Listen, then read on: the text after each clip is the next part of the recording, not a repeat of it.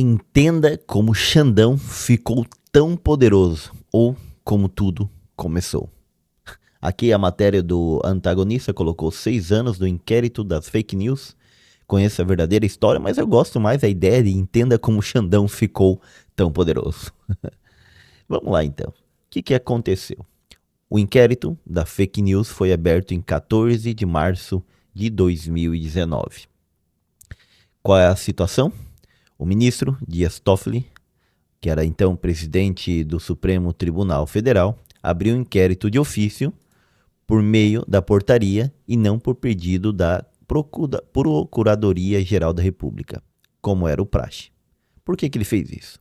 Dias Toffoli tomou a decisão não após ataques virtuais bolsonaristas, mas após ficar acuado com informações reveladas pela Operação Lava Jato. Lembra aquela do Sérgio Moro? Que o Bolsonaro disse que terminou, que realmente tinha que fazer tudo o que fez, agora o que aconteceu? O antagonista havia publicado, em 9 de março de 2019, um texto do procurador Diogo Castor de Matos, então membro da Força Tarefa, no qual ele denunciava como o mais novo golpe à Lava Jato, a articulação do STF para transformar propina em caixa 2. Então daí teve o texto dele que dizia o seguinte, a parte principal.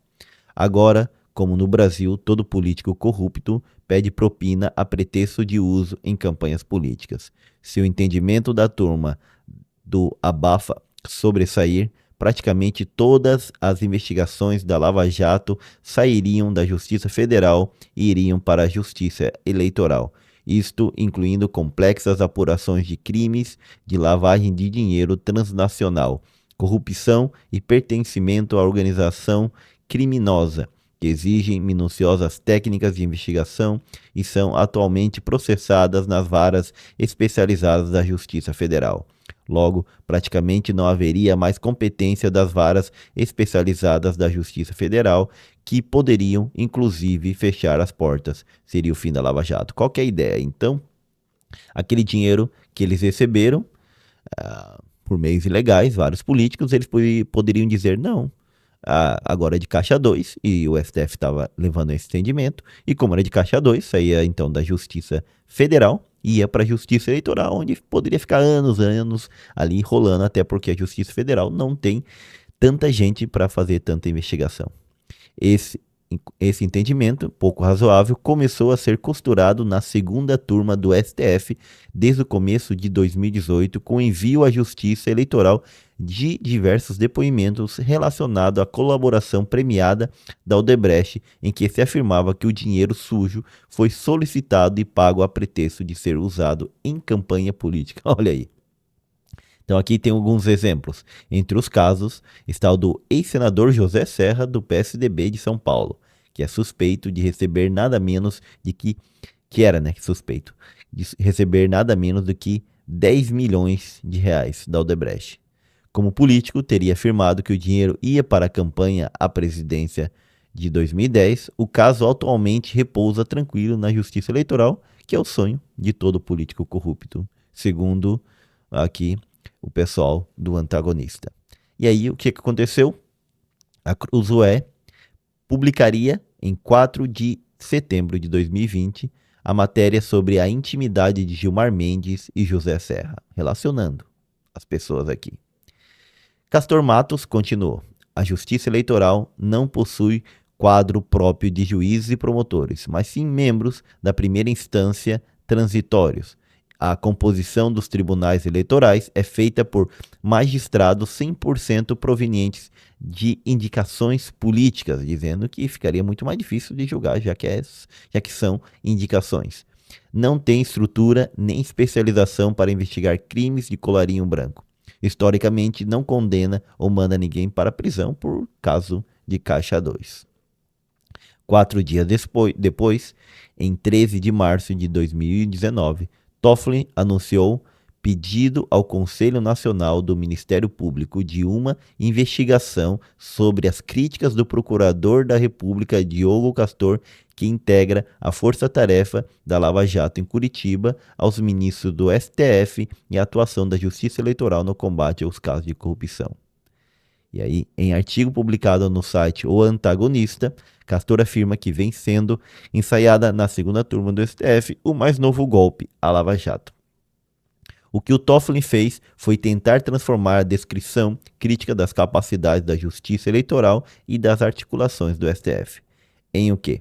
Calúnia, difamação, injúria e outras potenciais ataques. E ele coloca o seguinte: críticas no debate jurídico, críticas a respeito do posicionamento técnico jurídico, isso é necessário, isso faz parte da dialética. Por isso que os tribunais são feitos de maneira colegiada. Agora, a calúnia, a difamação, a injúria não serão admitidos. As discussões aqui serão de natureza técnica, processual e temos que repudiar coletivamente e unanimemente os ataques ao poder judiciário eleitoral do nosso país, afirmou o ministro na ocasião, dando início a um longo período em que a liberdade de expressão e críticas sobre elementos comprometedores envolvendo os tribunais superiores são tratados como antidemocráticos. Ou seja, o que começa ele a fazer aqui? Ele diz que não se aceita críticas contra o STF ou contra seus ministros, já que seriam críticas a próprias instituições e isso é antidemocrático. Pensando bem, não sei se esse vídeo vai ficar no ar, hein? No dia 14 de março de 2019, Alexandre de Moraes virou o relator do inquérito, colocado ali por Dias Toffoli. O presidente do STF, ministro Dias Toffoli, anunciou nesta quinta-feira, 14 de 3 de 2019, a abertura do inquérito para apurar a existência de crime na divulgação de notícias fraudulentas e declarações difamatórias ao ministro. O inquérito será presidido pelo ministro Alexandre de Moraes e correrá sob sigilo.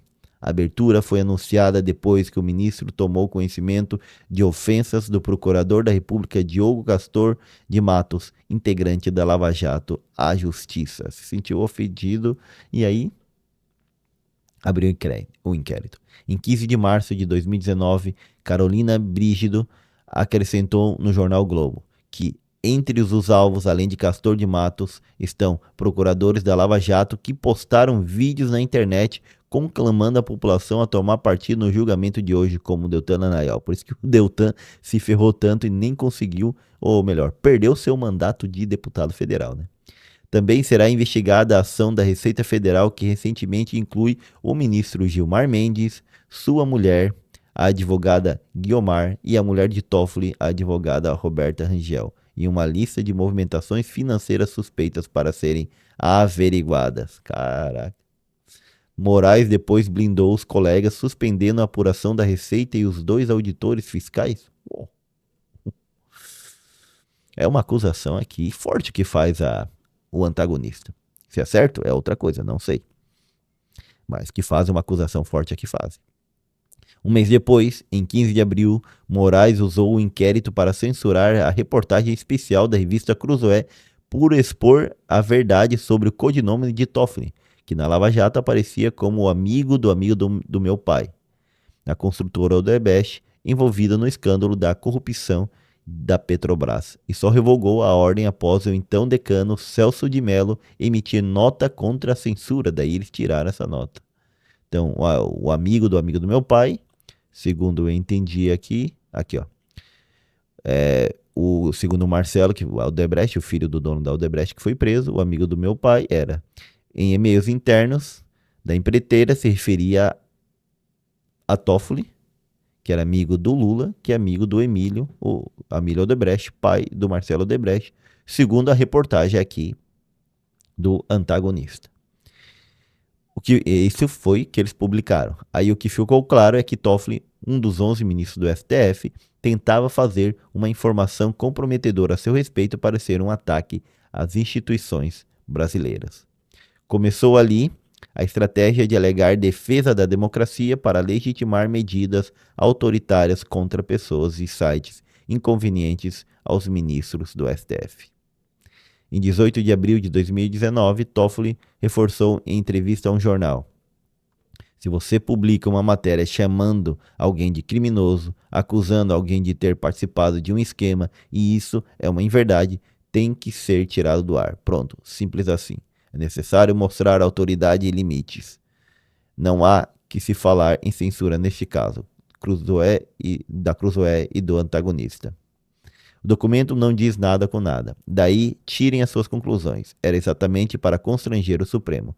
Quando eu era ministro, sem ser presidente, nunca entrei em ação contra uma publicação, nunca reclamei. Mas agora é uma questão institucional. Ao atacar o presidente, estão atacando a instituição. Que coisa, hein? Em 18 de abril de 2019, porém, o então decano do STF, Celso de Mello, divulgou nota contra o autoritarismo dos colegas, embora sem citá-los diretamente. Vamos ver o que disse aqui o Celso de Mello, que hoje está aposentado. A censura, qualquer tipo de censura, mesmo aquela ordenada pelo Poder Judiciário, mostra-se prática ilegítima, autocrática e especialmente incompatível com o regime das liberdades fundamentais consagrado pela Constituição da República. No mesmo dia, com o aumento da pressão, Moraes revogou a censura da Cruzoé, então ficou censurada ali. Se eu entendi bem, ficou ali censurada quantos dias? 5 dias? Em 15 de abril, Moraes usou o inquérito para censurar a reportagem. Não, 15 de abril aqui. Aí passou alguns dias que ele revogou. Aqui o Toffoli reforça, o Celso de Mello fala. Passou 3 dias só. E aí ele já revogou a censura sobre a Cruzoé. Então, olha aqui, ó. No mesmo dia 18, com o aumento da pressão, Moraes revogou a censura, a Cruzoé e o antagonista, alegando inexistente qualquer censura prévia e tentando justificar a retirada posterior da matéria, por ter sido baseada em documento sigiloso cuja existência e veracidade não estavam sequer comprovadas e com potencialidades lesivas à honra pessoal do presidente do Supremo Tribunal Federal e institucional da própria corte. Daí ele tirou. Em 28 de setembro de 2019, então, aqui o senhor aqui publicou um artigo sobre os abusos do Toffoli e de Moraes, e aí nós vamos tendo a escalada. E o artigo dele terminava assim: a escalada autoritária do Supremo, como qualquer outra, faz-se acompanhar da escalada do cinismo dos ministros como Toffoli e Moraes, contra os quais o Senado só se cala por complacência do seu presidente, Davi Alcolumbre. Olha quem era presidente do Senado na época, Davi Alcolumbre, que atualmente é o presidente novamente do Senado. E de senadores investigados como Flávio Bolsonaro, os petistas e suas linhas auxiliares. O Flavinho aqui já. Além das militâncias, a direita e a esquerda que os protegem, evitando o risco da retaliação do Toffoli. Cumplicidade e covardia tradicionalmente custam muito caro ao Brasil. Olha aí onde chegamos. Em 10 de junho então, de 2020, o ministro Luiz Edson Fachin, em relatório de uma ação da rede contra o mesmo inquérito, reconheceu oficialmente a veracidade da reportagem. Ele escreveu: em 13 de abril, fora determinada a retirada cautelar da matéria jornalística, decisão revogada após a confirmação da sua veracidade. É verdade, então? Aquela ideia de que o amigo do meu pai é ali o senhor Toffoli? Caraca. Não sei o que estou dizendo, tá? Pessoal do STF aí, o Cruzoé, só estou relatando a matéria que eles fizeram aqui. Que coisa, hein?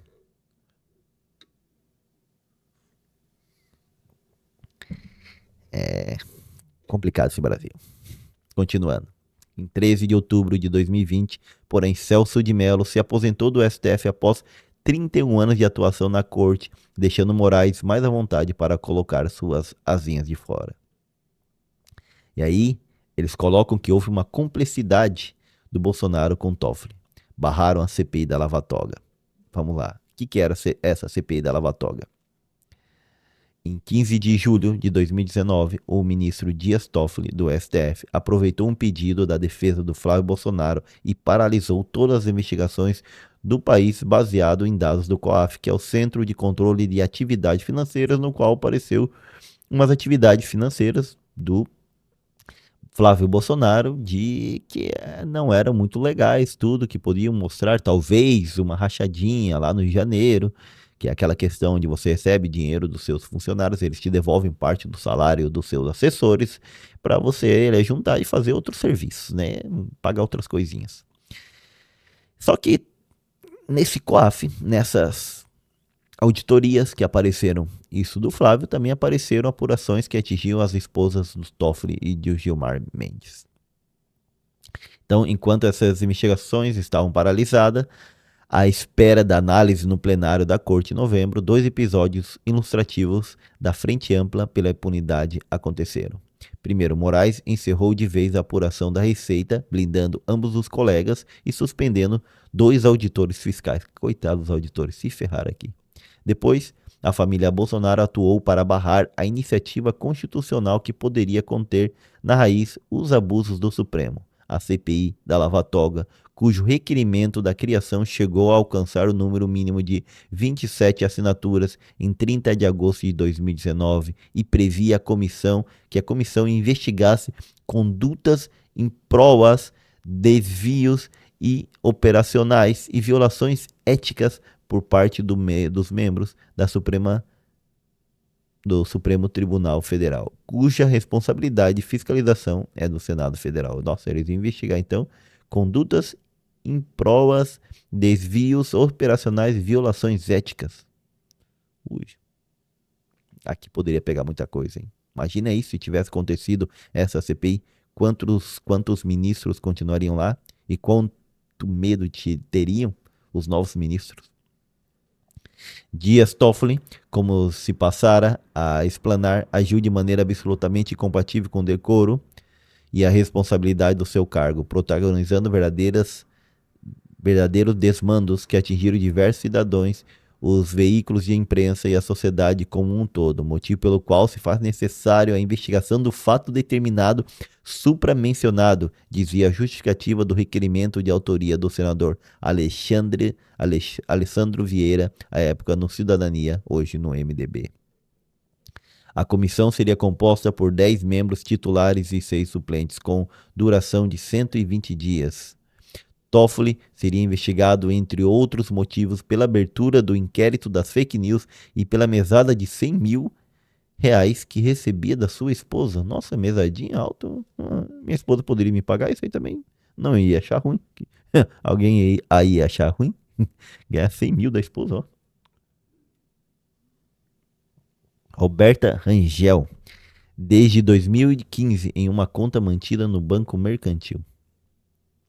Ou então, senadores Major Olímpio e a Selma Arruda, que haviam apoiado Jair Bolsonaro em 2018, relataram em diversas entrevistas a pressão feita por Flávio, em telefonemas, hostis com palavrões e pela retirada das assinaturas, e apontaram que a colega de então do PSL, Sônia Tronic, também havia sido pressionada.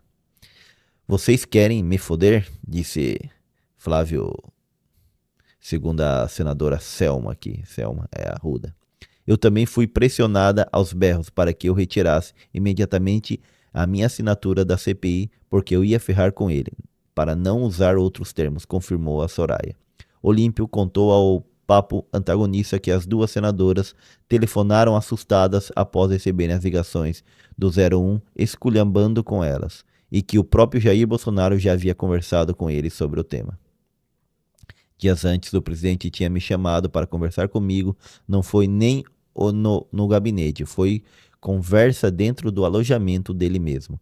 E, logicamente, me pediu primeiro que eu saísse do grupo Muda Senado, depois que eu parasse com esse negócio, porque eu tinha feito um pedido de impeachment do Toffoli e também eu era um dos que encabeçavam, junto com o Alessandro Vieira, a CPI da Lava Toga. Olímpio descreveu que essa primeira conversa como mais amistosa e disse ter respondido a Bolsonaro que a única coisa que eu não posso dar é justamente o que é a nossa crença, de que as ilegalidades têm de ser combatidas. Eu achei até que tinha ficado muito bem claro e esclarecido, contou então o senador. Mas no dia 21 de agosto de 2019, as duas senadoras entraram em contato comigo desesperadas e quando o Flávio falou comigo também já foi aos gritos e aos berros. Olímpio respondeu, peraí, calma aí, que não é assim não. Quer se portar como bandido, vai ter a resposta devida.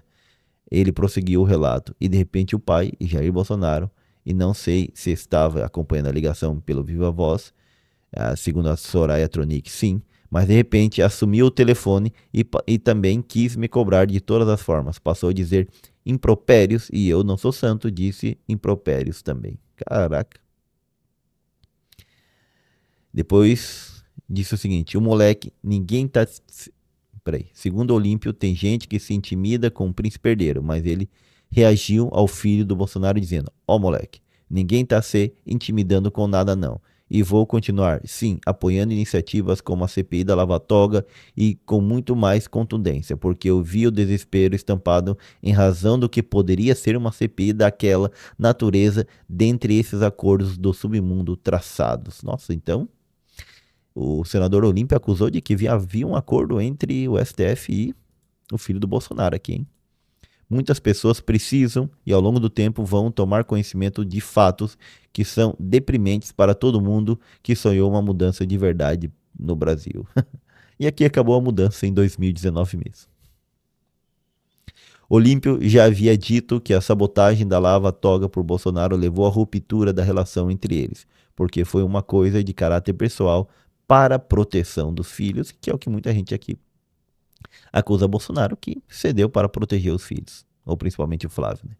Os três senadores do então partido Bolsonaro resistiram à pressão e mantiveram as assinaturas no requerimento, mas Jair e Flávio convenceram o vice-líder do então governo no Senado, o piauiense Eumano Ferrer, do Podemos, a retirada dele, alegando que a CPI causaria um tumulto entre os poderes.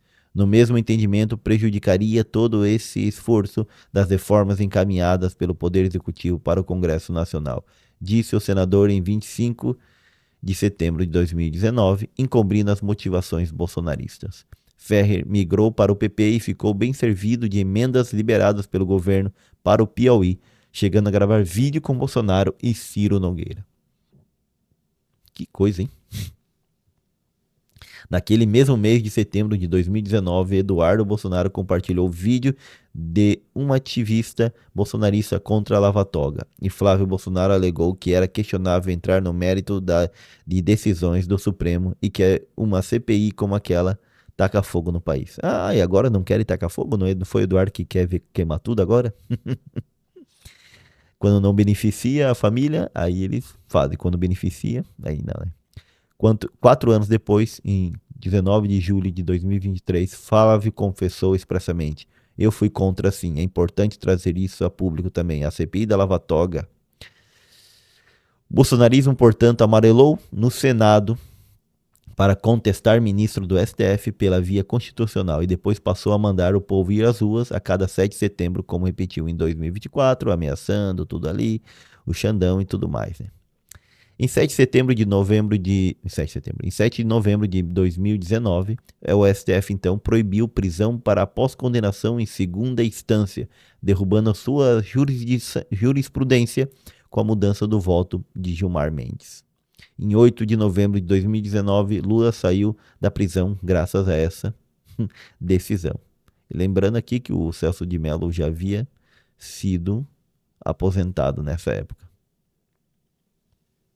Em 28 de maio de 2020, Moraes determinou a operação contra alvos bolsonaristas considerados suspeitos de disseminar notícias falsas, entre os quais empresários e blogueiros, além do ex-deputado federal Roberto Jefferson, então presidente nacional do PTB. A partir daí, o ministro se tornou uma espécie de relator geral da República, assumindo também inquéritos como os dos atos antidemocráticos e das milícias digitais. No próximo ano, no dia 28 de maio de 2020, depois dos Bolsonaros livrarem ele de, de ter uma CPI que podia pegar muita coisa, talvez não dele, talvez sim, talvez de outros ministros, mas de uma relação bastante duvidosa. E assim, é como o STF, que poderia ter sido investigado em 2019, poderia ter sido encontrado muito mais coisas, poderia ter sido brecado nessa sua sanha de censura, de controle da informação e muito mais. Poderia ter sido feito alguma coisa e não foi feito nada devido à ajuda da família Bolsonaro, que agora pede uma ação contra o STF. E fez, né? Até a Magnitsky agora. Como o mundo dá voltas. Eu sou o professor Gessé Santiago. Não sei se esse vídeo ou meu canal continuará no ar depois disso. Mas é isso aí. Aqui a gente tenta entender um pouco do que acontece na política nacional e internacional, sem políticos e sem ideologia de estimação.